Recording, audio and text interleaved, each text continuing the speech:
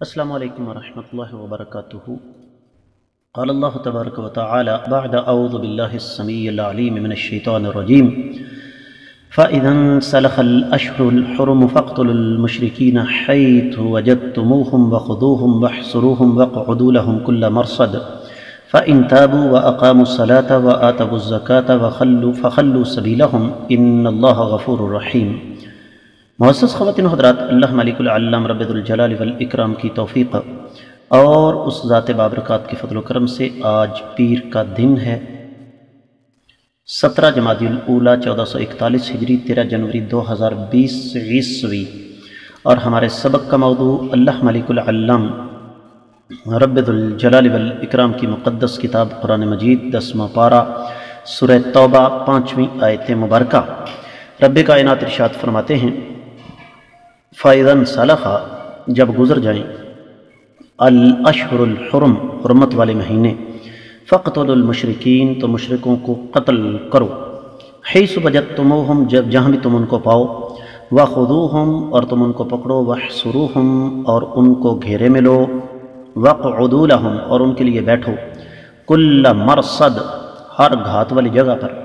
فَإِن تَابُوا، پس اگر وہ توبہ کر لیں، وَأَقَامُوا الصَّلَاةَ، اور نماز قائم کرنے، وَآتَوُا الزَّكَاةَ، اور زکوٰۃ ادا کر دیں، فَخَلُّوا سَبِيلَهُمْ، تو ان کا راستہ چھوڑ دو، ان اللہ غفور الرحیم، بلا شبہ اللہ تعالیٰ بخشنے والے، رحم کھانے والے ہیں۔ با محاورہ ترجمہ۔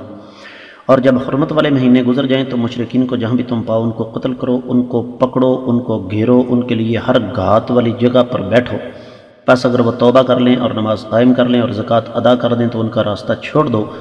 بلا شبہ اللہ تعالیٰ بخشنے والے، رحم کھانے والے ہیں۔ معزز خواتین و حضرات، آج کے سبق میں ہم صرف اس آیت مبارکہ کا تفسیر ابن کثیر کی روشنی میں ہی جائزہ لے سکیں گے۔ اہل علم نے ابن کثیر رحمۃ اللہ علیہ کے بقول اس بارے میں تھوڑا سا اختلاف کیا ہے کہ یہاں پر حرمت والے مہینوں سے مراد کیا ہے۔ تو ابن کثیر رحمۃ اللہ علیہ فرماتے ہیں کہ امام ابن جریر طبری فرماتے ہیں کہ وہ 4 مہینے ہیں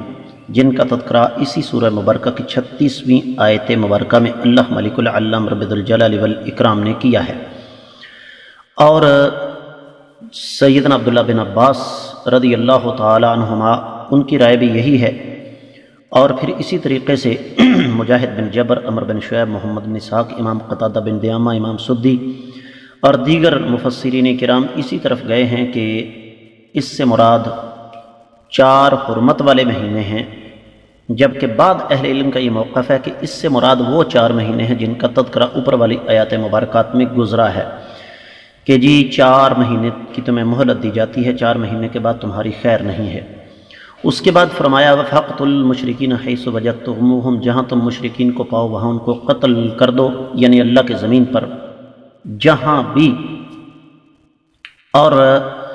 اہل علم کا یہ کہنا ہے، ابن کثیر رحمۃ اللہ علیہ فرماتے ہیں کہ سورۃ البقرہ میں آیت نمبر 191 میں اللہ تعالیٰ فرماتے ہیں وَلَا تُقَاتِلُوهُمْ عِنْدَ الْمَسْجِدِ الْحَرَامِ حَتَّى يُقَاتِلُوهُمْ فِيهِ فَإِنْ قَاتَلُوكُمْ فَاقْتُلُوهُمْ، کہ ان کے ساتھ بیت اللہ کے پاس لڑائی نہ کرو یہاں تک کہ تمہارے ساتھ نہ لڑیں، اگر وہ تمہارے ساتھ لڑتے ہیں تو پھر ان کو قتل کر دو۔ تو خذوہم سے مراد یہ ہے کہ تم ان کو گرفتار کر لو، چاہو تو قتل کر دو، چاہو تو قیدی بنا لو۔ وَاحْصُرُوهُمْ وَاقْعُدُوا لَهُمْ كُلَّ مَرْصَدٍ، کہ ان کو صرف یہ نہیں کہ ان کو پا لیا بس ٹھیک ہے دیکھ لیا اور ان کو گھیرے میں لے لیا، بلکہ ان کو ان کا گھیراؤ کرو اور ان کے لیے گھاتوں میں بیٹھو یہاں تک کہ ان کے لیے گزرنا مشکل ہو جائے، اور پھر ان کو مجبور کر دو کہ یا وہ اسلام قبول کر لیں اور یا پھر قتل ہونے کے لیے تیار ہو جائیں۔ تو اگر توبہ کرتے ہیں، نماز قائم کرتے ہیں، زکوٰۃ ادا کرتے ہیں تو ان کا راستہ چھوڑ دو۔ تو یہی وجہ ہے کہ سیدنا ابوبکر صدیق رضی اللہ تعالی عنہ نے زکوٰۃ کے مانعین کے خلاف تلوار اٹھانے کا فیصلہ کیا، اس لیے کہ اسلام میں داخل ہونے کے بعد جو شخص اسلام کے واجبات کی ادائیگی نہیں کرتا یقینی طور پر وہ اللہ تعالیٰ کے ہاں مجرم ہے، اور یقینی طور پر اللہ تعالیٰ کا حق سب سے پہلے ہے۔ اور قرآن مجید میں ابن کثیر رحمۃ اللہ علیہ فرماتے ہیں کہ اللہ تعالیٰ نے زکوٰۃ اور نماز کے درمیان اکثر مقارنہ کیا ہے، بلکہ ان دونوں کو جوڑ دیا ہے۔ اور صحیحین میں پھر حدیث مبارکہ ہے، اللہ کے رسول صلی اللہ علیہ وسلم کی حدیث ہے، فرمایا مجھے لوگوں کے ساتھ لڑائی کرنے کا حکم دیا گیا ہے یہاں تک کہ وہ اس بات کی گواہی دے دیں کہ اللہ کے سوا کوئی لائق عبادت نہیں اور محمد صلی اللہ علیہ وسلم اللہ تعالیٰ کے رسول ہیں۔ نماز قائم کریں، زکوٰۃ ادا کریں۔ اور اسی مفہوم کی حدیث سیدنا عبداللہ بن مسعود رضی اللہ تعالیٰ عنہ سے بھی مروی ہے۔ وہ فرماتے ہیں کہ تمہیں نماز قائم کرنے کا حکم دیا گیا، زکوٰۃ ادا کرنے کا حکم دیا گیا، اور جو زکوٰۃ ادا نہیں کرتا اس کی نماز قابل قبول نہیں ہے۔ امام عبد الرحمن بن زید بن اسلم ان کا بھی یہی کہنا ہے کہ سیدنا ابوبکر صدیق رضی اللہ تعالیٰ عنہ پر اللہ تعالیٰ اپنی رحمتیں کرے، کس قدر اللہ تعالیٰ نے ان کو دین کا فہم جو ہے وہ عطا کیا تھا۔ مسند احمد میں بھی اسی مفہوم کی حدیث ہے، اس میں صرف اتنا ہے کہ جب یہ لوگ اللہ کی توحید، نبی علیہ السلام کی رسالت کی گواہی دے دیں، ہمارے قبلے کا احترام کرنا شروع کر دیں، ہمارا ذبیحہ کھانا شروع کر دیں، ہماری نماز قائم کرنا شروع کر دیں، تو ہمارے اوپر حرام ہے کہ ہم ان کے خون اور ان کے مالوں کو نقصان پہنچائیں ما سوائے حق کے۔ اور پھر اسی طریقے سے صحیح بخاری میں بھی ابن کثیر رحمۃ اللہ علیہ فرماتے ہیں کہ اسی مفہوم کی حدیث موجود ہے۔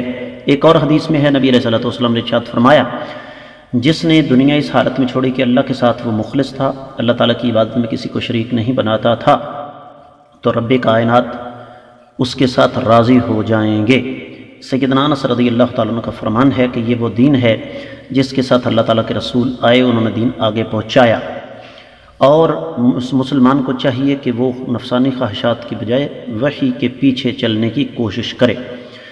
پھر یہی آیت مبارکہ، اسی مفہوم کی آیت مبارکہ آگے اسی سورہ مبارکہ میں 11ویں نمبر پر آ رہی ہے، اس کا مفہوم بھی یہی ہے۔ سیدنا عبداللہ بن عباس رضی اللہ تعالیٰ عنہ کا قول ہے، فرماتے ہیں کہ جب یہ آیت مبارکہ آ گئی تو حرمت والے مہینے گزرنے کے بعد پھر مشرکین کے لیے کوئی عذر باقی نہ رہا،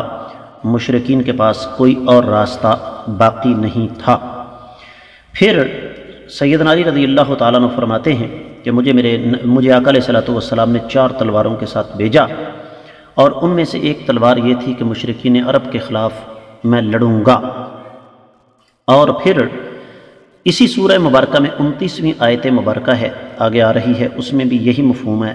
73ویں آیت مبارکہ میں بھی اللہ تعالیٰ نے یہی بات بیان فرمائی۔ سورہ تحریم کی 9ویں آیت مبارکہ میں یہی بات اللہ تعالیٰ نے بیان فرمائی۔ تو اصل بات جو سمجھنے والی ہے وہ یہاں پر یہ ہے کہ 4 حرمت والے مہینے گزرنے کے بعد مشرکین کے پاس 2 ہی راستے ہیں، جزیہ دے دیں یا اسلام قبول کر لیں، اور اگر وہ ایسا نہیں کرتے تو پھر ان کا ایک ہی علاج ہے، اور وہ یہ کہ ان کو قتل کر دیا جائے۔ اہل علم یہ کہتے ہیں کہ اصل بات یہ ہے کہ یہ آیت مبارکہ جس وقت نازل ہوئی اس وقت ان حرمت والے مہینوں میں سے صرف 50 دن باقی تھے، اور یہاں پر حرمت والے مہینوں سے مراد ذوالقعدہ، ذوالحجہ، محرم اور رجب ہیں۔ 3 ایک لائن میں ہیں، ایک سطر میں مسلسل اور ایک علیحدہ ہے، اور یہ حکم جو ہے وہ مشرکین کے لیے یوم النحر کے بعد سے اس کا آغاز ہونا تھا، اور اس میں سے باقی جو حرمت والے مہینے تھے ان میں 50 دن باقی تھے، اور اللہ رب العزت نے حکم دے دیا کہ اب اس کے بعد پھر جہاں بھی مشرکین پائے جائیں ان کو قتل کر دیا جائے، اور یہی موقف امام ضحاک، امام ابن عباس اور ابن جریر طبری وغیرہ کا ہے۔ بعض اہل علم اس طرف گئے ہیں کہ اس سے مراد وہ جو 4 مہینے کی مدت مشرکین کو دی گئی تھی وہ ہے،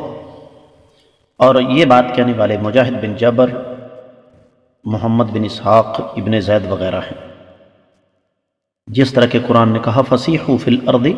4 اشہر، کہ آپ لوگ زمین میں 4 مہینے گھوم پھر لو۔ امام ابن کثیر رحمۃ اللہ علیہ نے اسی چیز کو ترجیح دی ہے،